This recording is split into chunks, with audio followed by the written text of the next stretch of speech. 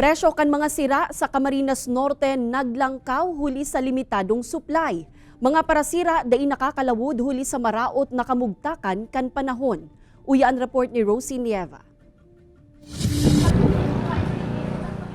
Huli sa makukusog na hukol sa kadagatan, apektado kaini ang pagbuhay kan mga parasira sa Camarines Norte.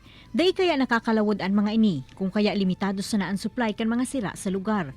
Dawa sa Pandawan, Mercedes, kung sa ininian mayor na bagsakan nin mga sira, nagtatsaga maghalap ang mga parabakal sa mga parasirang gikan mismo sa kadagatan. Sa Daet Public Market man, mamamatayan naman ang epekto kaini huli sa paglangkaw kan presyo kan mga sira.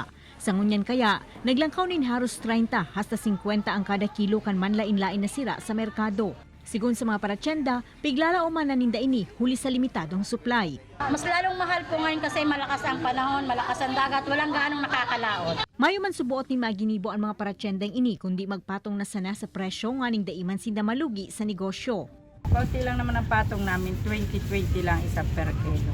Kasi may gastos naman po kami, may sa yelo, tapos yung plastic, sa amin naman po lahat yun. Mientras tanto, basado sa monitoring kan Office of the Provincial Agriculture, anas mga local harvest ang mababakal ngunyan sa mga merkado sa probinsya, asin mayo nin supply na imported o gikan sa ibang lugar. Ini si Rosie Nieva, Balitang Bicolandia.